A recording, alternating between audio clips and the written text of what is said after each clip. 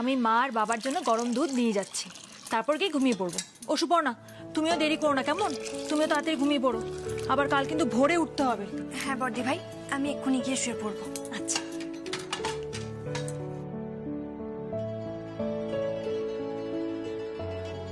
কি রে দিদি ভাই, তুই এখনো ঘুমোতে যাসনি? আমি এক্ষুনি যাচ্ছি। শোন না অপু, বলছি যে তুই না ফোনে 10-12টা অ্যালার্ম দিয়ে তবে শুবি, তবে গিয়ে কাল ভোরবেলা 5টার সময় উঠতে পারবি। তুই তো ভালো করে জানিস বল, এখন বাড়িতে গুরুদেব আছেন, উনি কিন্তু ভোরে না উঠলে আবার রাগারাগি করবেন। উনি তো এমনিই রেগে গেছেন দিদি ভাই। মানে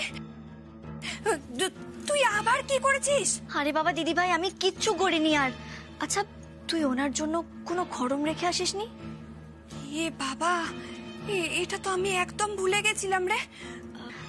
আসলে ওনার খালি পায়ে চলতে একটু অসুবিধে হয়।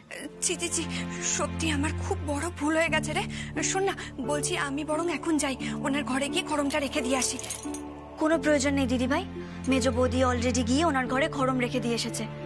আর খড়মটা ছিল না বলে উনি এতটা রেগে গেছেন। দেখেছিস, ভুল করলাম আমি, আর তার শাস্তি পেলি তুই।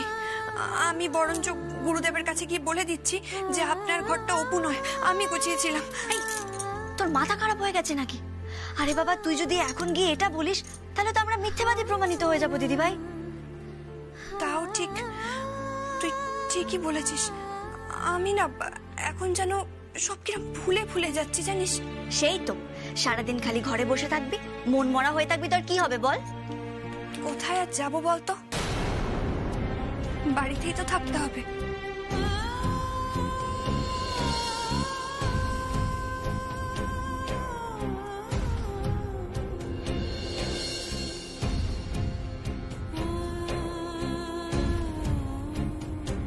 কি রে অপু, কি ভাবছিস অপু? কিছু না।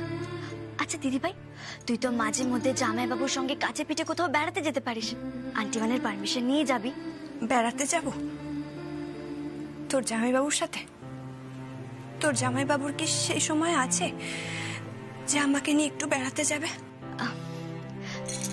তুই তো মাঝে মধ্যে সুন্দর করে সাজগোজও করতে পারিস, জামাইবাবু দেখলে কত খুশি হবেন বলতো। সাজবো? কার জন্য সাজবো বলতো? তোর জামাইবাবুর তো সেই ধৈর্যও নেই যে আমার দিকে একবার ফিরে তাকাবে। আচ্ছা ঠিক আছে, তুই নিজের জন্য সাজগোজ করবি। হয়েছে হয়েছে, অনেক পাকাম হয়েছে, এখন চল তো, চল ঘুমাবি। আয়, আরে বাবা চল না রে বাবা, উফ আয় আয় তো। শোন না, বলছি যে ঘরে যাওয়ার আগে না একবার গুরুদেবের ঘরটা হয়ে যায় জানিস, ওখানে সব ঠিকঠাক আছে কিনা একবার দেখে নেবো। না রে বাবা, তার আর কোনো দরকার নেই, ওনার ঘরদোর সুন্দর করে গোছানো আছে। তাছাড়া ওই নরম ধবধবে বিছানায় ঘুমানোর পর ওনার রাগ গলে জল হয়ে যাবে। রাগ গলে জল হয়ে যাবে নাকি জল জমে বরফের মতন কঠিন হয়ে যাবে, সেটা তো এই জ্যোতিকাই ঠিক করবে।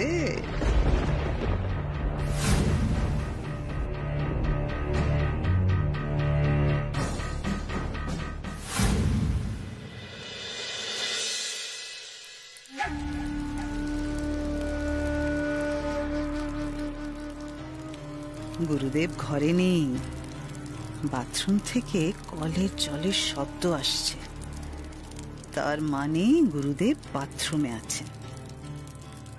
আমাকে এইটুকু সময়ের মধ্যে আমার কাজটা সেরে ফেলতে হবে, আর যদি আমার কাজটা সেরে ফেলতে পারি তাহলে তো কেল্লা ফতে।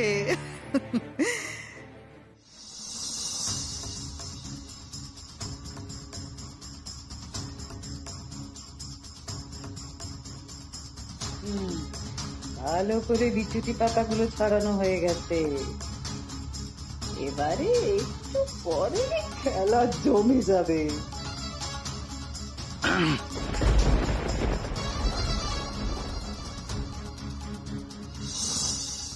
এই দেখো, কলকাতায় যে আমাদের নতুন শোরুমটা ওপেন করছি ওটার ইন্টেরিয়ার ফরম্যাট। কলকাতার বড় বড় জুতোর দোকানের সাথে যাতে পাল্লা দিয়ে চলতে পারি সেইভাবেই তৈরি করা হচ্ছে। কেমন? খুব সুন্দর হয়েছে গো। আর এটা দেখো, এই যে এটা হচ্ছে বাচ্চাদের জন্য কিডস কর্নার। এটাও খুব সুন্দর।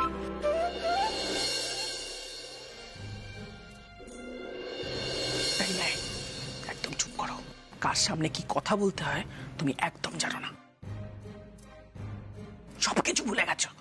যাও এখান থেকে, যাও। কি ব্যাপার কি? হ্যাঁ, আমার অপু গোয়েন্দার মুখটা আজকে হঠাৎ বাংলার 5-এর মতো লাগছে কেন? না না, 5 নয় গো, 5 নয়, 0। শূন্য? You mean 0? Yes yes, 0। যে অপু কিনা স্কুল কলেজের পরীক্ষায় সব সময় 100 পেত, সে অপুকে গুরুদেব কিনা এখানে 100 দিচ্ছেন। মানে আবার কি? উনি তো সারাক্ষণ রেগেই রয়েছেন। কেন রেগে কেন রয়েছেন? আচ্ছা আচ্ছা আচ্ছা, আমি বুঝতে পেরেছি। আমার মনে হয় আমাদের অপু গোয়েন্দা একটু বেশি কথা বলেছে, তাই না? না, গুরুদেব কিন্তু কথা বলা একদম পছন্দ করে না। না গো, তুমি বিশ্বাস করো, আমি একদম বেশি কথা বলিনি। আসলে ওনার ঘর গোছানোর সময় দিদিভাই না ওনার জন্য খড়ম রেখে আসতে ভুলে গেছে, আর উনি তো জানেন যে ওনার ঘরটা আমি গুছিয়েছি। ব্যাস, রেগে গেলেন অপুর ওপর। আচ্ছা ঠিক আছে, তুমি ওনাকে সরি বলে দিতে পারতে। বাবা রে, সরি সরি বলবো ওনাকে?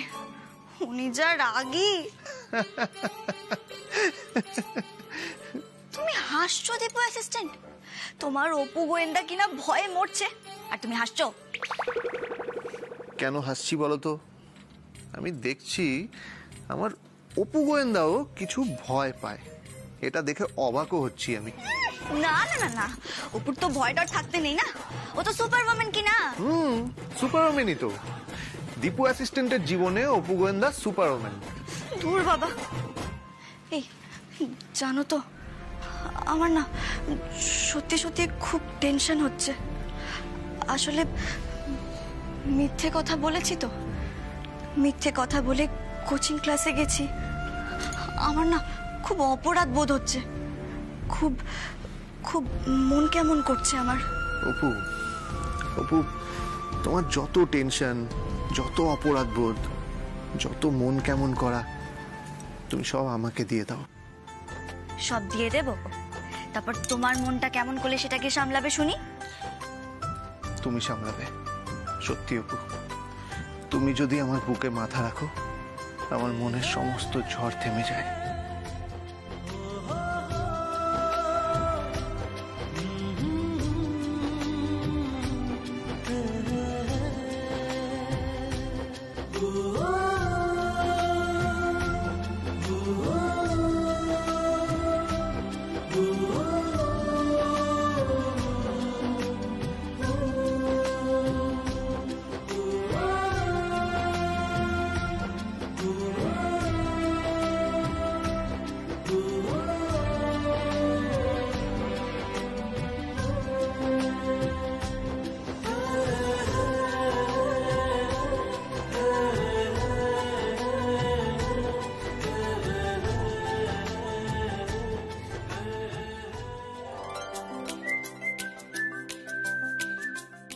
কি ব্যাপার দীপু অ্যাসিস্ট্যান্ট, খুব কাব্যি করা হচ্ছে দেখছি। তা একটু হচ্ছে বটে। আসলে কি বলো তো অপু, তুমি আমার জীবনে না ওই কালী পাহাড়ের বুক চিরে নেমে আসা ঝর্ণার মতো, তাই তোমাকে দেখলে একটু আধটু কবিতা চলেই আসে। হ্যাঁ, তোমার কবিতা আসে, আর আন্টি মানের বকুনি আসে, তার সঙ্গে তো আবার গুরুদেবও যোগ দিয়েছেন। উপর কত বকুনি খাবে বলো তো? বকুনি খেয়ে খেয়ে না উপর পেট ভরে যাচ্ছে। তালের বড়া, মালপোয়া, নাড়ু, এগুলো কখন খাবে অপু? এটা তো খুব বড় সমস্যা অপু। না না না, খুব বড় সমস্যা। আমার মনে হচ্ছে এই সমস্যা সমাধানের জন্য বিদেশ থেকে লোক আনাতে হবে। ইয়ার কি হচ্ছে তাই না? আমার না খুব টেনশন হচ্ছে জানো তো। গুরুদেবও না আন্টিমানের মতো শান্ত শিষ্ট মেয়ে পছন্দ করেন। হ্যাঁ তো ঠিক আছে, কয়েকটা দিন তুমি একদম শান্ত শিষ্ট মেয়ে হয়ে থাকো। আরে বাবা, অপু তো খুব চঞ্চল, ও কি করে শান্ত হবে বলো তো? হ্যাঁ, অপু সেদিনই শান্ত হতে পারবে যেদিন ওর চোখ সারা জীবনের মতো বন্ধ হয়ে যাবে। অপু!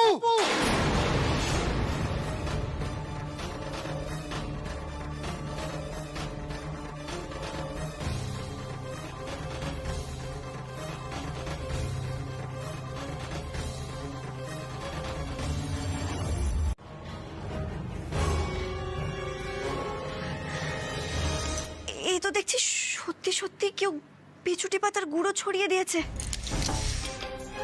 তাহলে তো বলবো ভাগ্যিস আমি চাদরটা বদলে দিয়েছি, না হলে গুরুদেব যদি এই চাদরে শুতেন ওনার তো সারা শরীর চুলকাতো, আর উনি তো খুব কষ্ট পেতেন।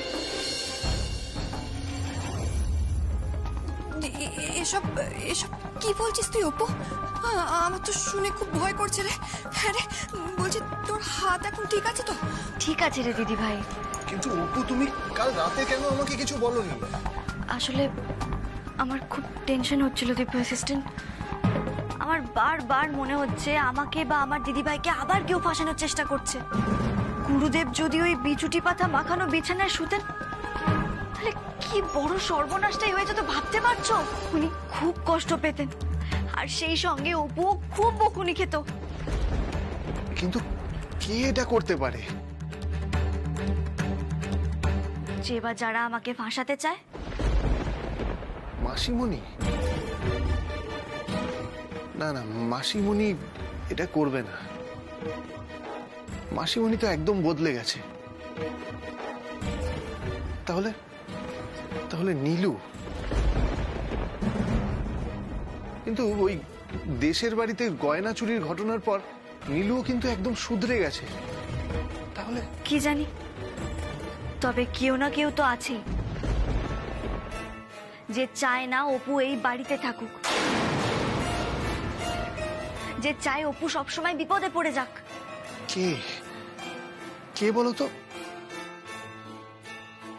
মেজ বৌদি না তো? বুঝতে পারছি না, প্রমাণ ছাড়া তো এভাবে নিশ্চিত করে বলা যায় না। তবে হতেই পারে আমাকে ফাঁসানোর জন্য এই কাজগুলো করছে। এখন কি হবে বলতো অপু? এসব কি হচ্ছে কিছুই তো বুঝতে পারছি না। তুই চিন্তা করিস না দিদি ভাই, যে বা যারা এই কাজগুলো করছে অপু তাদের ঠিক ধরেই ছাড়বে। অপু গোয়েন্দার চোখকে ফাঁকি দেওয়া এতটা সহজ কাজ নয়। তবে হ্যাঁ দিদি ভাই, এই কথাগুলো এখন কাউকে কিচ্ছু বলবি না। দীপু অ্যাসিস্ট্যান্ট, তুমি এই ব্যাপারে কাউকে কিছু বলো না। পুজোটা আগে ভালো করে হয়ে যাক, তারপর দেখা যাবে। হ্যাঁ ঠিক বলেছিস। শোন না, আমি বরং যাই, জানিস এক্ষুনি আবার পুজো শুরু হয়ে যাবে। আমি গিয়ে তাড়াতাড়ি তৈরি হইনি, তোরা আয় কেমন? আসছি। কি হলো, দাঁড়িয়ে থাকলে কেন? চলো। আমার বউটা কিন্তু খুব বুদ্ধিমতী। তো প্রশংসা করা হচ্ছে, কি ব্যাপার? যেটা সত্যি সেটাই বলছি, সত্যি ছাড়া একটাও মিথ্যে কথা বলছি না। আচ্ছা অপু, কালকে যে তোমার হাতে বিছুটি পাতা লেগেছিল, এত চুল করছিল, এত জ্বালা করছিল, তুমি আমাকে কেন বলনি? তুমি যদি আমাকে বলতে তাহলে আমি তোমার হাতে ময়শ্চারাইজার লাগিয়ে দিতাম, নারকেল তেল লাগিয়ে দিতাম, দেখতে তোমার সব জ্বালা সেরে যেত। ঠিক এইভাবে এইভাবে।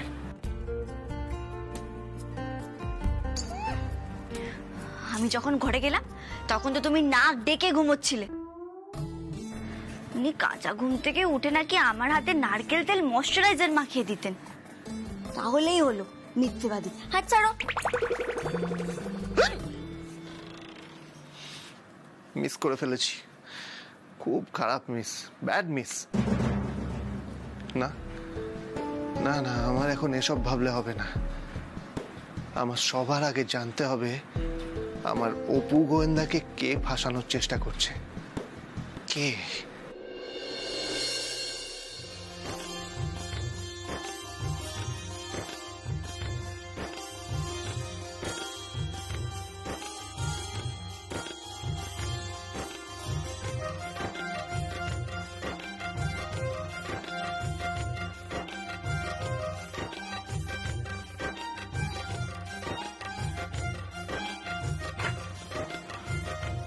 রাধে রাধে। এইরকম একটা পুজোর দিনে ঠাকুরের গান হলে বড় ভালো হতো না রে অপুমা? হ্যাঁ বাবা, তুমি একদম ঠিক কথা বলেছ। জানো তো, আমার দিদিভাই খুব ভালো গান গায়। সে তো জানি। সে যে বৌমা, চুপ করে আছো কেন? গান ধরো মা। আমি যদি কখনো বাইরে কাজ করতে যাই, আমার স্বামী ঠিক আমার পাশে দাঁড়াবে।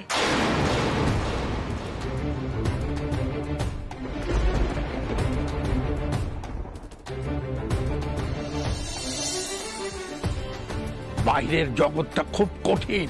সেই কঠিন জগৎটাই যে চিনতে চাই গুরুদেব।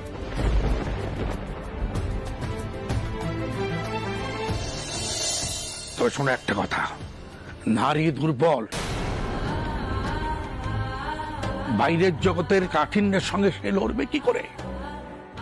কিন্তু বাইরের কঠিন জগতের সঙ্গে লড়াই যদি না করা হয়, তাহলে মেয়েদের দুর্বলতা কোনোদিনও কাটবে না গুরুদেব।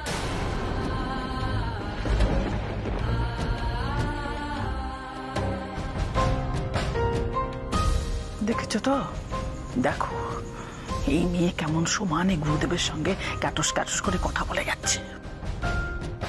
গুরুদেব প্রশ্ন করছেন, আমি যদি ওনাকে উত্তর না দিই তাহলে তো ওনাকে অসম্মান করা হবে আন্টিমান।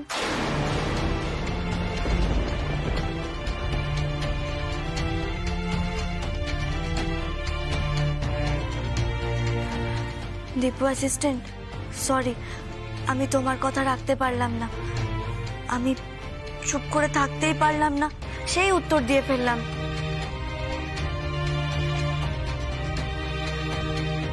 ও আবার কথার উত্তর দেবে না? ওর মধ্যে তো কথার চাষ হয়। বুঝলাম। তার মানে তুমি সংসারের জন্য ত্যাগ স্বীকার করতে চাও না, তাই তো?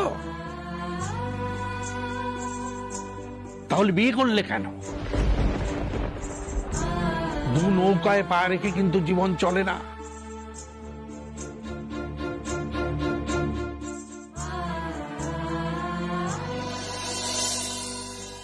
গুরুদেব, দু নৌকায় পা দিয়ে চলবো কেন?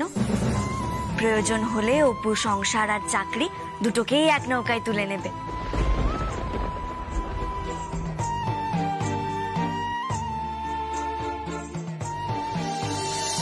গুরুদেব, তাহলে কেমন হয়?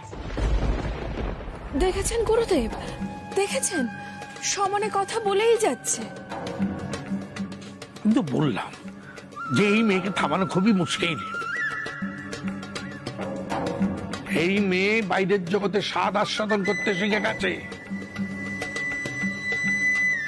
নারী জন্ম লাভ করে এটা কিন্তু গূঢ় অপরাধ। গুরুদেব, নারী জন্ম পুরুষ জন্ম এগুলো আমি আলাদা করে ভাবি না। আমি শুধুমাত্র মনুষ্য জন্মে বিশ্বাসী গুরুদেব।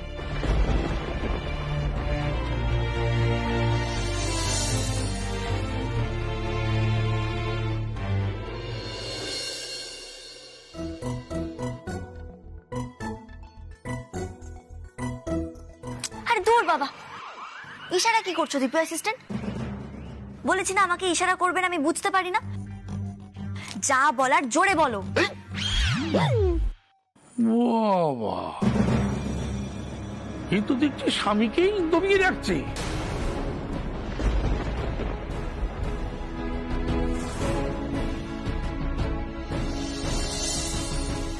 এরপর তো রোজগার করে স্বাবলম্বী হয়ে সংসারকে লাথি মেরে চলে যাবে, তাই তো? কেন গুরুদেব, আমি সংসার ছেড়ে চলে যাব কেন? ওই তো বাবা বসে আছেন, উনিও তো উপার্জন করেন। তাছাড়া বড়দা ভাই, মেজদা ভাই, সেজদা ভাই, দীপু অ্যাসিস্ট্যান্ট সবাই তো উপার্জন করে। কই, তারা তো সংসারকে লাথি মেরে চলে যাননি।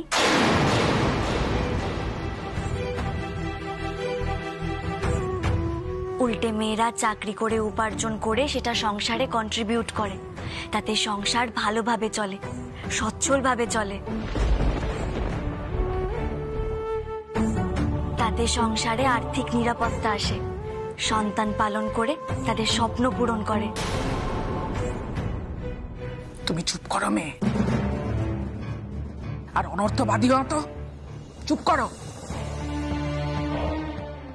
অবলা, অপুমা গুরুদেবকে তার মনের কথা বলছে, তুমি এর মধ্যে আসছো কেন? এগুলো মনের কথা, ওর মনের কথা শুনে তো গুরুদেব মনক্ষুণ্ণ হবেন।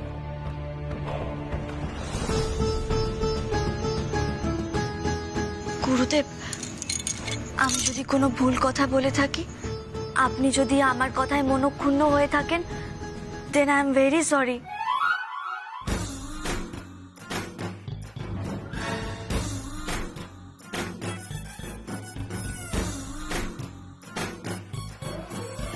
আমায় আপনি ক্ষমা করবেন, আমি খুব দুঃখিত।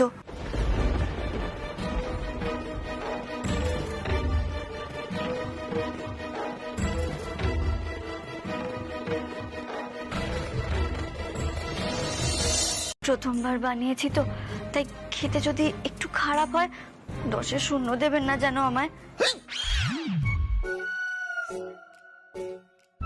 কি? না না, মানে ওই যে বললাম না প্রথমবার বানিয়েছি, তাই খেতে যদি খারাপ হয় আপনি কিন্তু আমায় মুখ ফুটে বলবেন। গুরুদেব, আপনি কিন্তু আবার এটা ভাববেন না আমি প্রথমবার রান্না করেছি আর সেটা যদি খারাপ হয় তার জন্য বকুনি খাবো, সেই ভয়ে আপনাকে বলছি যে প্রথমবার রান্না করেছি, তা কিন্তু নয়। আসলে আপনার কাছে না আমি কিছু লুকোতে চাই না, তাই আর কি।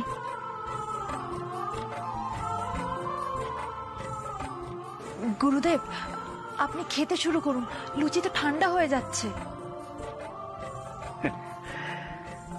রাধে রাধে রাধে রাধে।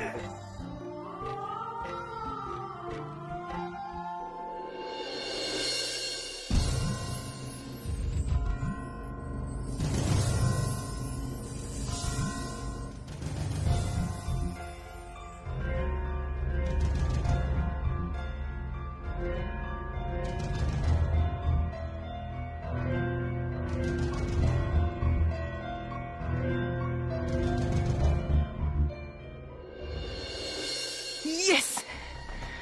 দারচিনি মেশানো পায়েস গুরুদেবের মুখে ঢুকে গেছে। তারপরেই শুরু হবে দারচিনির খেল। গুরুদেবের অ্যালার্জি শুরু হয়ে যাবে আর উপর খেল খতম হয়ে যাবে।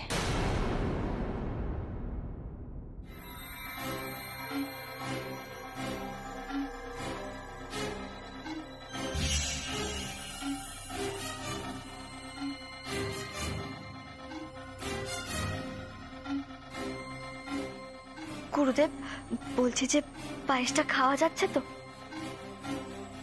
মানে চালটা খুব একটা শক্ত নেই তো? আর মিষ্টি ঠিক হয়েছে? তবে হ্যাঁ, মিষ্টি তো ঠিক হতেই হবে, আমি তো নিরামিষ রান্নাঘরে নুন রাখতেই দিইনি। জানেন তো গুরুদেব, একবার আমি বাবার জন্য সুজির হালুয়া বানিয়েছিলাম, তাতে না ওই চিনির বদলে আমি নুন দিয়ে ফেলেছিলাম।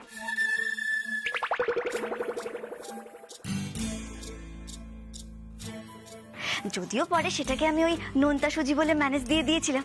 এই দিদি ভাই, তোর মনে আছে?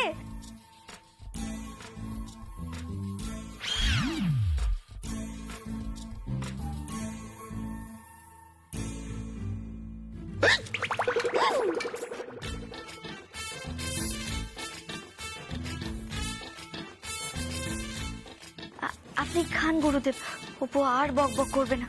এই অপু মুখে আঙুল দিল।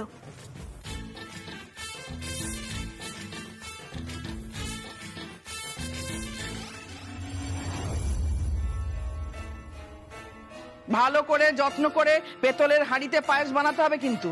ঠিক আছে আন্টিওয়ান। এই যে আমার মুখটা যেন না পড়ে।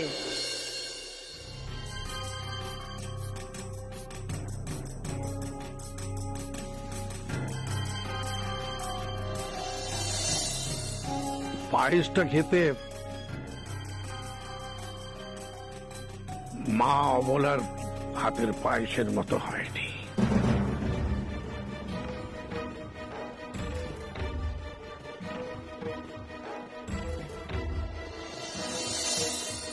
তবে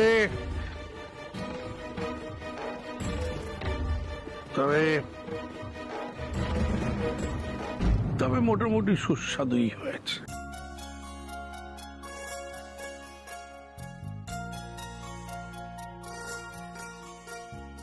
আসলে মন দিয়ে কাজ করলে যে কোনো কাজই ভালো হয়।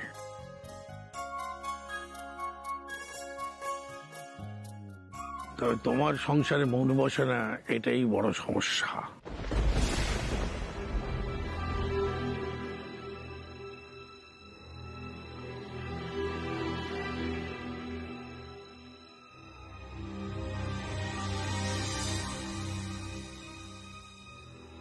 ভালো হয়েছে খেতে।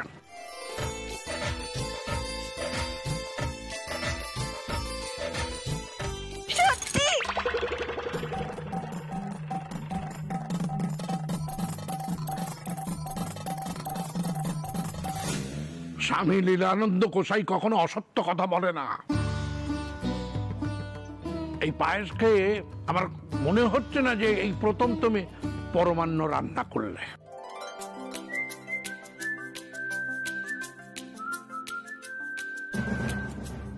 ইয়েস, পায়েস মানে পরমান্ন।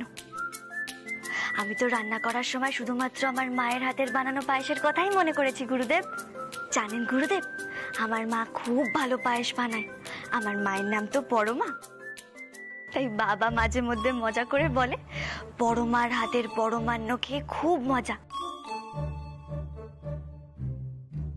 মনে হয় শুধুমাত্র পরমান্ন নয়, পরমার হাতটাই খেয়ে ফেলি।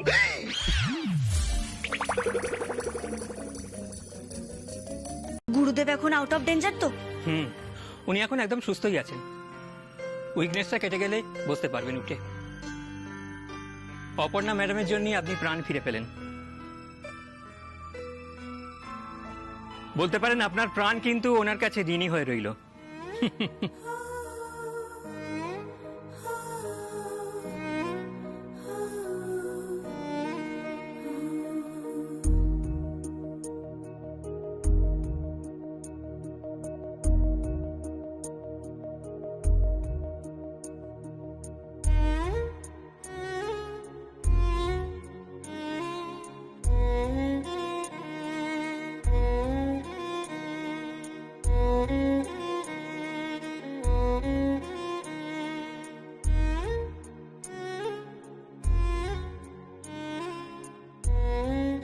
যাও অপু, গুরুদেব ডাকছেন।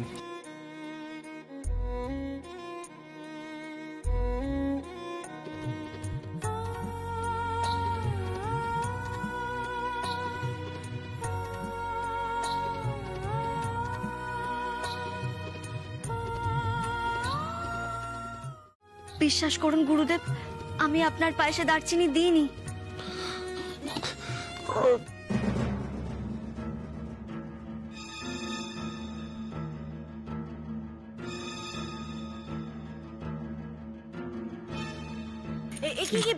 আপনি উঠছেন কেন গুরুদেব? এবার কিন্তু আমি আপনাকে খুব বকে দেবো বলে দিলাম।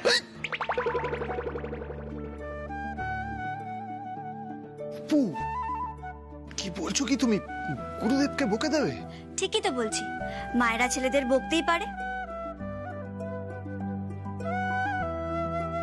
হ্যাঁ, বদলে উনিও আমায় বকতে পারেন। ওনাকে এখানে মানে হসপিটালে নিয়ে এসেছি। সরি গুরুদেব, আপনার অনুমতি ছাড়া আমি আপনাকে এখানে এনেছি। এটা আমার ভুল। পেরেছি, তোমার মতো মিচ্ছু মেয়ের কান আমি ধরাতে পেরেছি।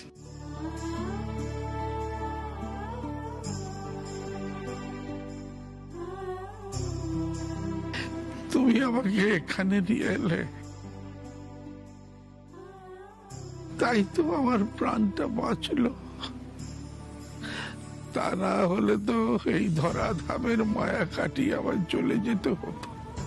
মা, আমি আশীর্বাদ করি তুমি অনেক বড় হবে, অনেক বড়।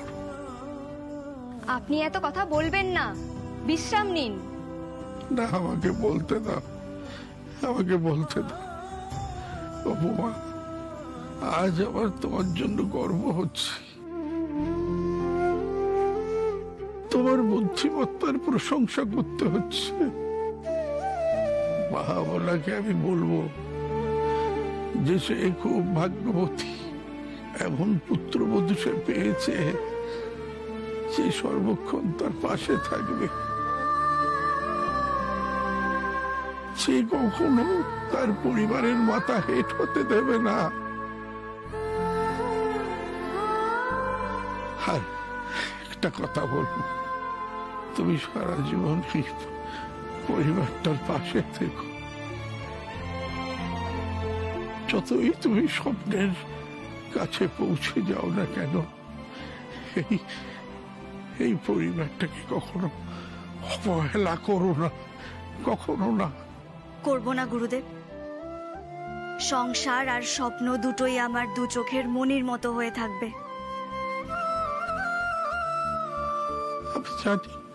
আমি জানি তুমি তোমার কথা রাখবে। একবার কাছে এসো।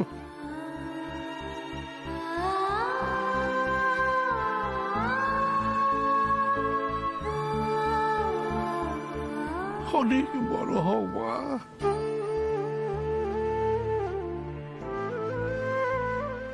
উপমা, গুরুদেবকে প্রণাম কর। না বাবা, শুয়ে থাকা মানুষকে তো প্রণাম করতে নেই, তাই প্রণামটা আজ তোলা থাক।